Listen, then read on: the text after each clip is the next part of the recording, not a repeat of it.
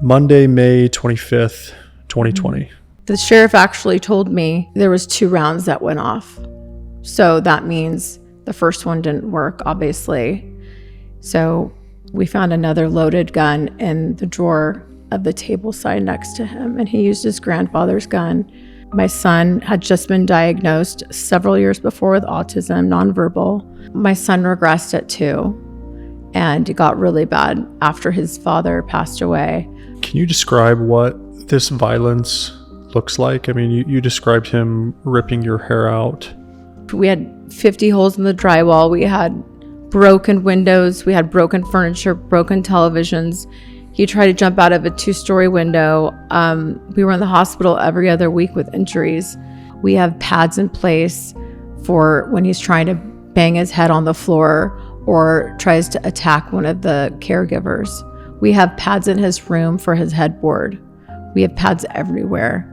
My family and I have grieved him because we know we're going to lose him. I've never heard my son say, "I love you." Mothers are killing themselves because they have no support. Tiffany Sumner, welcome to the Roller Coaster Podcast. Thank you for having me. I appreciate the effort that you put into getting on an airplane and flying out here and being here. It means a lot. Monday, May 25th, 2020 was ultimately going to be a day that you never forget and a very challenging day in your life. I'd like for you to describe the events of that day from the moment that you woke up to the time that you went to bed in detail. So the morning I was busy because I had the kids and we did grocery shopping, and then my daughter went to my sister's by chance to stay there for the weekend. And my mother was helping with my son. So I got a phone call at 11 o'clock that I should give my family a phone call. So everyone had found out what I'm going to share with you before I did. And so I called my father-in-law at the time, and he said that Kurt was gone. And so I almost collapsed because I wasn't sure exactly the details of what happened, and it was very unexpected. So he said he took his life, and it was last night and happened to be on Memorial Day. And the reason I think he did that is because that day's not hard to forget. He put out about 100 American flags, small ones, in front of his house, and put his keys on the table and went upstairs, and he was just ready to go. So he had battled mental health for a long time. It got worse as he got older. And so he battled depression, he battled anxiety, he battled addiction. He was an alcoholic. When we first got married, it wasn't as prevalent. It just kind of gradually got worse. And sometimes with mental health, there's diagnoses that can happen later in life. So we're pretty sure he was had bipolar at that point. So we had actually gotten divorced, and he was living in another house. So what transpired that day when I found out, I immediately just dropped everything. It's like a feeling you cannot explain to anybody. It's like when a traumatic event takes place, you can't feel anything physically. And so at that moment, I got a driver and I just immediately went to his mother's house. And so that's when I found out how he took his life. And then I had to have my children stay with my sister for a good week, because to process that, and that he on purpose would do that and leave his kids. And he was very determined because he only had, he had 2 loaded guns. So he was ready to go. So if one didn't work, and the sheriff actually told me that there was 2 rounds that went off. So that means the first one didn't work, obviously. So we found another loaded gun in the drawer of the table side next to him. And he used his grandfather's gun, which is symbolic for him as well in some way. So mental health is so significant right now with a lot of people. And I think it's really important to talk about because it's like a silent battle that people are fighting. And we didn't know how bad it was. Like, he didn't leave a note. There was no explanation. My son had just been diagnosed several years before with autism, nonverbal. I have my daughter there, and the first thing I thought about was how my kids were going to feel that he deliberately just left and abandoned us. So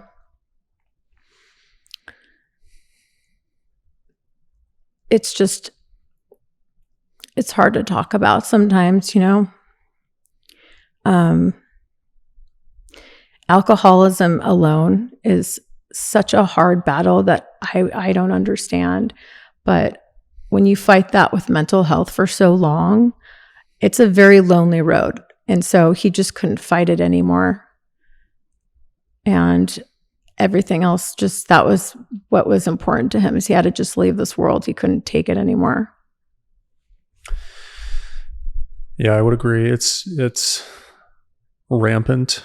The suicide and depression rate among men is higher than it's ever been in the history of the world right now. It's actually increasing every year. We thought we reached an all-time high in 2022, which we did. And they were predicting that was going to change because they thought that COVID, which it did, had a lot to do with this kind of mental health epidemic, but it's actually continued to get worse. And that's concerning for me. And it really hit home when about a month ago, you guys came to the studio at my home and you drove into this neighborhood, and, you know, it's a kind of tight-knit community, as you could probably expect. But my next door neighbor took his life. And oh my gosh, we were really close. He was a good friend of mine, and he has 8 children. Oh my God. And so, you know, I've cried enough tears that I'm able to talk about this now, but so incredibly unexpected. And it generally is, right? It's I think in the majority of cases there were 0 signs given that you know somebody was even depressed at all, but let alone going to take their life. So I appreciate you sharing that story, because it's something that personally is meaningful to me, and I think we do need to talk about these things. Especially when there's a stigma around it. It's very uncomfortable for people to talk about. Yeah. So how do you think that he particularly, or men in general, like, what is the sequence of events that is required to get to a place where your mind irrationally says the only option or the only solution is to kill myself? I feel if they've used all their resources as far as therapy, they've leaned on friends or family. I think that there's not enough resources for people for mental health. And I think that's a huge problem. And I think that's what it comes down to, and not feeling heard. I think people, when they're in that position, they will reach out to others, but when the others don't really realize how deep the problem is. Yeah. So my former husband was crying out for help to everybody else except me. And I didn't find that out till it was over. And had he reached out to me, I would have immediately put him somewhere to recover somehow. He had called all of his buddies. Apparently, we're sharing like old childhood stories. And it was just very odd behavior. And so I think when you're out of your resources and you're not getting the mental support, I think that's where they just feel like they just can't continue life anymore.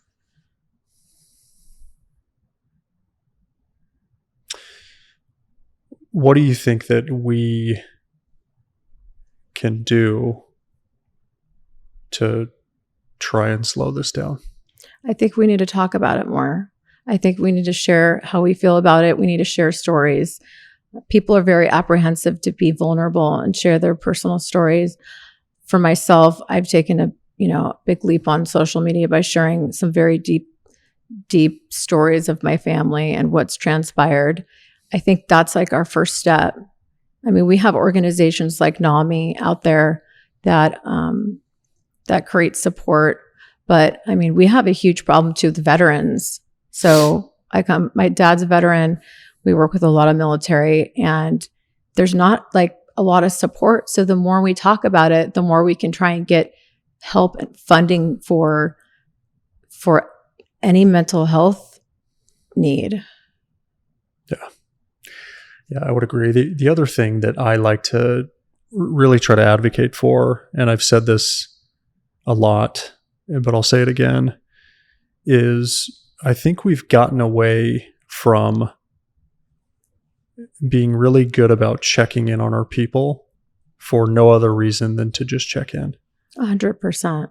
And like, what if everybody just like once a day checked in on 4 or 5 people? How long would that take? A couple minutes? I agree. And what would that do? Like, yeah. Who knows if I would have checked in on Coy a day earlier or 2 days earlier and just said, hey man, I hope you're well. Love you. Thinking about you. 100%. You never know. That's why like you always see the quote, like always check on your loved ones, because you just don't know. Yeah. And something in my gut had actually told me to come by the house, and nobody actually found him till 2 days later. And that day, had I come, my kids would have witnessed what had transpired. But I want to transition and talk about your son. Mm-hmm. Why do you think that God blessed you with Ford? So I think that God tests us, and he has a purpose for every single person here. I've asked that question to myself a million times. Why would I be put in this position of suffering? And there is a level of suffering that we have to go through. I'm a Christian, and I believe with pain comes strength. So having all this painful suffering, not just me, but watching my son suffer, there's no end to it. And I think God has a purpose and a story. We will never know the end of it, but I know he's here to teach us. We have to learn these lessons, and we have to try and serve and utilize what we've been through to help other people. Yeah. Have you ever had the thought that God is entrusting you with this, and that maybe could I submit to you that you're probably pretty special in the eyes of God for him to give you this gift? I would say so. I don't think I know a lot of people who could probably handle what I handled. That's why they say God gives you what you can take on. My story is, not any bigger than anyone else's trauma, but it's pretty significant for what I've had to recover from, and from single motherhood, raising my son with special needs and my daughter, and taking on this whole world of autism, which when children regress, it's a very hard chapter for me to unfold for you, but I'm going to try my best to explain that today. Yeah. So my son regressed at 2, and it got really bad after his father passed away at the age of 6. So some children, they develop physical, violent behaviors to themselves and other people because they can't speak. So imagine if you had like a masking tape on your mouth and you cannot say a word, and you have a little device to do whatever you can to try and communicate. It's like unfathomable. Like, you can't express what you're feeling. And, you know, especially like when you're sick or you're experiencing something that you want to share. And so the suffering as a mother to watch your child, and I hate to use this word, but it's like deteriorating. Like I've actually like, give me 1 second.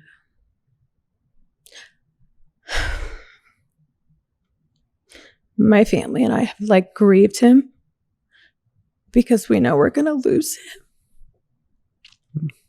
So that's why I'm here, is because I want to share my story, and bringing awareness is so important because there's thousands and thousands of families across the country that have no help.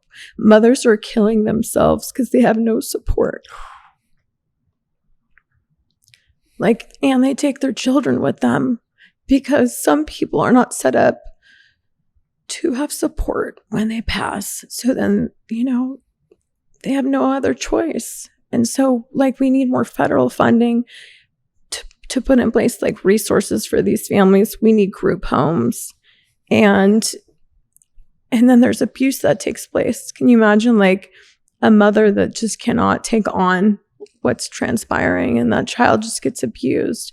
So it's an epidemic, and they've brought it up recently in the news, and they don't know how bad it's going to be because the diagnoses keep increasing every year so significantly that we're going to not have anything for any child at some point. There's like years of waiting lists for some children depending on what state they're in. And in the state of California is the worst. They have to send children out to something called RTCs, or residential treatment centers. So imagine having a child and they don't have the adequate housing or support. They have to actually separate you, because you're already separated if they're in a group home, but separate them to another state, and your family has to be torn apart. So my son had to move into a crisis home 2 years ago because he was so violent to me and my daughter that the safety risk was too much. So, you know, we had 50 holes in the drywall. We had broken windows. We had broken furniture, broken televisions. He tried to jump out of a 2-story window. We were in the hospital every other week with injuries. And so we were in such a crisis that he had to be placed. And I think that as a mother was probably the hardest thing I have ever experienced in my life, is having to make that choice, because a lot of people can't do it. And I had to put my other child in perspective. She deserves to have somewhat of safety in the house. There's a lot of reasons, and to separate my children and then myself from my son, it's just very sad that it has to come down to that. And I know other mothers who've had to send their children all the way on the East Coast, and they get to see them once every quarter. Like, can you imagine? Wow. So it's just a pain that it's undescribable. I want you to do your best to put into perspective what it's like having a son like Ford. And perhaps the way you could do that is, what's your daughter's name? Kennedy. You could describe what a day is like being Kennedy's mom, and then describe what a day is like being Ford's mom, and probably the radical differences in their behavior and how you communicate with them and this sort of thing. So we have routines. Obviously, like other families, we wake up, I take my daughter to school. I come back, I'm either working at the house or doing any kind of daily activities that I need to do. At my son's group home, he has transportation that takes him to school every day. So I see my son when I can pop into his school, or I can stop by the group home. So with Kennedy, she just goes to school all day. She comes back, I take her home. Then she has to do her homework, and then I have to stop. If I have to get something for Ford, I have to drop everything, drive over there, and try and be at two places at one time. It's virtually impossible, but we've done our best to try and do that. It's not normal, but it's what we have to deal with right now. And like my son's broken probably 100 iPads in the last 2 months, and I have to drop everything and go and replace it. And it's just day to day with my son. We take him out on Saturdays for drives. So that takes away half the day from my daughter. So we take him for a drive because that is one of his only ways of experiencing like life of some sort. He's too dangerous to take him to a public park sometimes, do normal things. Like we couldn't even go to the grocery store or Target at one point. Like I was a prisoner in the house with him because it was too challenging. So now it is getting super dangerous with the drives.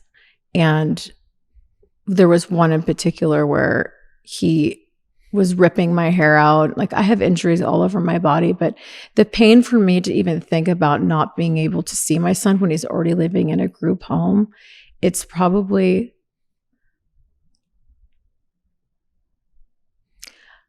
I'm going to stop for a second because I want to also talk about how my daughter must feel, because the siblings of autistic children are not talked about enough. And so the pain that they must feel from having a sibling and watch them regress and not being able to have a healthy communication or conversation with them, and to grow up with them, and to watch him hurt himself and then try and hurt us. And so Kennedy lost her dad, and then she watched her dad pass, and then it was like a passing of my son because he got so sick. We're working with all the top doctors, therapists. There's nothing that we haven't tried or done. And sometimes we have to just accept that we are hopeful, but we have to accept the reality as well, which is hard for a lot of mothers to do. Can you describe what this violence looks like? I mean, you described him ripping your hair out, so I can picture that. That's horrific. But in this group home, is he still violent in there? Do they have him under control? When he tries to hurt himself, like what sort of tactics is he using to do that? I mean, describe like the level of violence that's produced by Ford. So he has full-time care around the clock due to he's in a level 3. So there's level 1, 2, 3, and 4. And there's not many in the state of California. We just so happened to get into this crisis home. So he's almost at the highest level of needs. So there's 2 men 24/7 there. We have pads in place for when he's trying to bang his head on the floor or tries to attack one of the caregivers. We have pads in his room for his headboard. We have pads everywhere. And so it's like living, it's a very cute cottage, and he has a roommate in another room. But at the same time, it's like empty feeling, like not having him in our family home. And so we have to put up, probably we have 12 to 15 different caretakers that rotate. And it's a lot. And they expect mothers like myself to take that on by themselves. It's absolutely insane. Like, so that's why we need to get help. And I think that's why God chose me to share my testimony and give mothers some hope that there are people like myself fighting to try and make change. You've talked about this. You've said the word regression, or he's regressing multiple times. You also said that there's hope that can change, that he can start to progress, I'm sure. Is that realistic? And what does it take for somebody at his level to actually start to make progress? I think we're experimenting with different drugs right now. We've tried quite a bit. And I think his neurologists were hopeful that this one particular drug that we just started him on that we see some change is going to help improve at least the aggression. Now, when I say hopeful, I mean, he will never live a normal life. Yeah. He will probably be nonverbal for the rest of his life using an AAC device, or there's another program that we're going to start called Spellers. It's like a letter board. So the hope that I have is like making at least some small steps, and small steps for us moms is huge. Yeah. Like even to have your son say mom. I've never heard my son say I love you.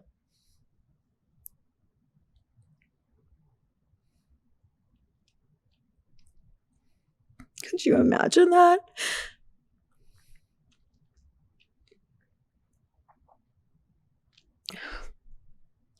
Does he say it another way? Like, do you feel it? I mean, he'll give me kisses and show affection. But when you're in such a level 3 profound autism diagnosis, most of them, a lot of them have comorbidities. So they have intellectual disability as well. So his way of showing love is so different from the other children that are neurotypical. What do you think is most understood about parents that have children with autism? Can you say that again? What do you think people don't understand about what it's like to be a parent with a child like Ford? I think people take a lot for granted, and I think they don't understand that even the most small things that they're able to do is like a mountain to climb for these kids on the spectrum. A lot of them don't have friends. They can't communicate. They can't express themselves. They need 24-hour care. They're not potty trained. I think that families have no idea. I think that profound autism even exists. Some people, I think now we're bringing more awareness to it because there's been a stigma around mental health as well. And they used to just send people away to mental hospitals. But I think what families need to understand is that these children are, a lot of people say they're a gift. And I think in a way, by God, they're given this place and this position for a reason, but it's not a gift for a lot of mothers. And so I think there's like a huge debate within families because they want to romanticize the idea of autism, and they have no idea what it entails every day. Like every time I see my son, I have anxiety. I don't know if he's going to attack me that day. I don't really know what to expect.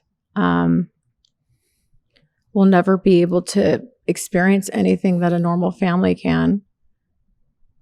Even going to dinner, I mean, simple. Even sitting and watching a movie, we can't even do that. So people need to understand that, you know, there is a difference between the high spectrum and the low spectrum, and there's the middle. But the kids on the low spectrum are in such dire need. They're forgotten a lot, and it's sad, but that's the word that comes to mind. Can you help the audience understand the different levels that exist in autism? And you said that he's nonverbal, which I think means that he's very low on the spectrum. But what are the different kind of ranges or types that we should be familiar with? So level 1 would be like obviously low needs, not necessarily nonverbal. They have some form of communication. They are able to interact and actually play with they have more social skills. So the second level is more for kids that have, I would say, that have to go to a special school. They have to have extra care. Now, when you go to level 3, that's like most are non-speaking. They're 24 hours needing care. They cannot be alone for one moment.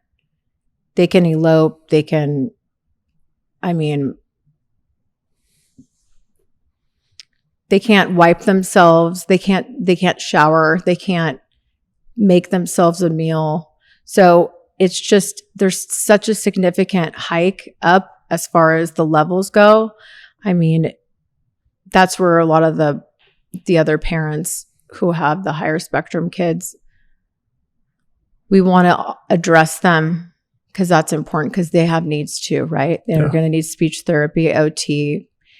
But kids like my son are just, they need like 5 levels of different therapy every single day.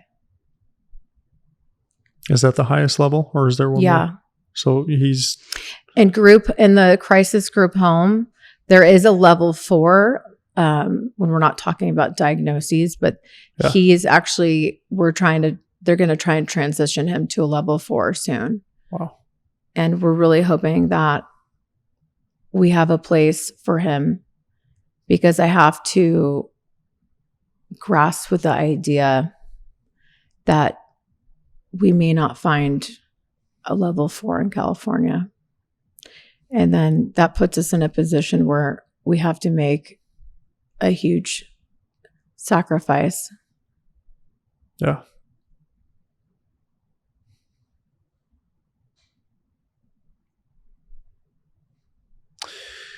You seem to be on a mission, which I really respect. And we had an exchange the other day where I asked you what reaching this many people meant to you. I'd like to read that, if that's okay. Okay. Do you care? No. I thought it was beautiful how you said it.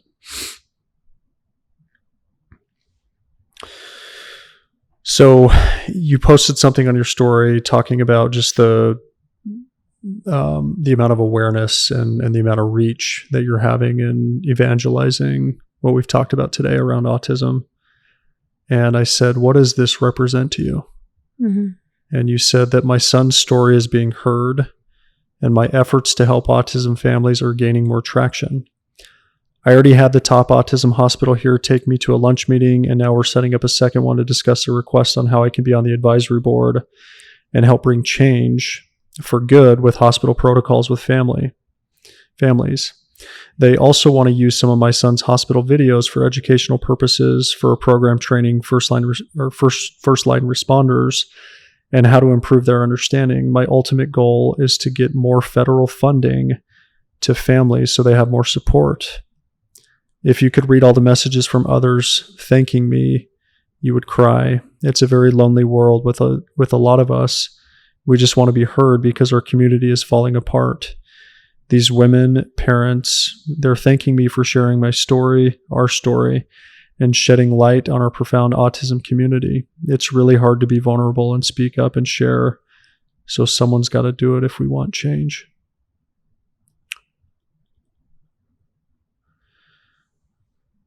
So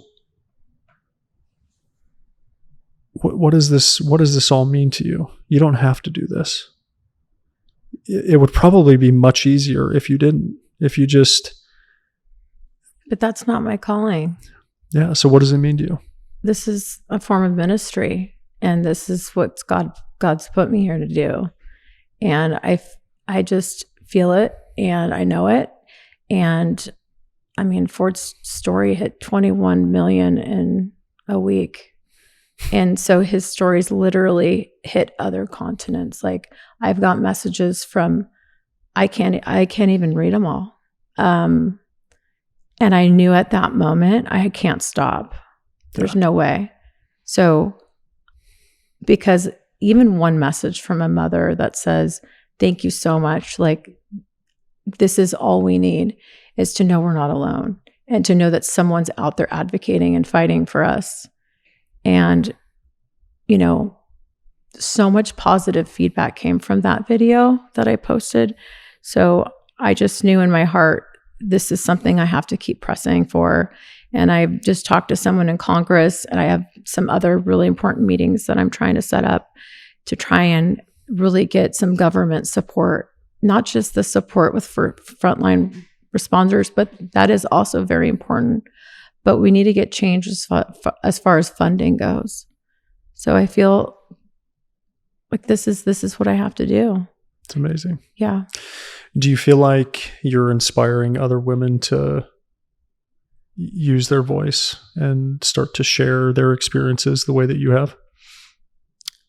100%. So I think that's really important that we keep talking about it. Start to magnify it, right? Yeah. Just like mental health, right? It's like a stigma. So the more you talk about it, more people share stories, we can come together as a community and, help with growth, with the awareness. And I think with Ford's story, because of the level of attraction we've gotten, I think we've already made like significant change as far as awareness. And so the profound autism community is very grateful for those who've reached out to me. Yeah. In closing, we have a predominantly female audience. I don't know if that would surprise you or not, but it's 80% or more across platforms are I love women. that. And so I really appreciate when women like you, powerful women, are willing to come on and share their story. There's probably going to be several mothers out there who are listening, who are in a similar situation, who have a child with autism, and they feel hopeless. Mm-hmm. And they feel like just the weight of their situation is too much to handle. And it's unclear how they're going to get through it. What's your message of hope to those mothers? I think a lot of mothers are afraid to ask for help. And I don't know why it is, but I think that's the first step. You have to be vulnerable and know that you have to share what's really going on, because the level of mental health, like, you have to take care of yourself too, to take care of your child. So if they're feeling hopeless, like, they have to lean on their family, lean on any kind of support system. If you don't have one, you have to find one. You have to find a community online. You have to actually make that effort, because it's a very isolating world. But it's not to say that good is not going to come out of it, right? So I think children can improve.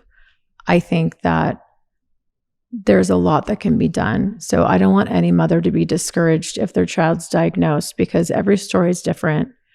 But the more you fight as their advocate, as their mother, then they have more of a chance of having a fulfilling life. Tiffany, thanks for joining the Roller Coaster Podcast. Thank you. That's a wrap.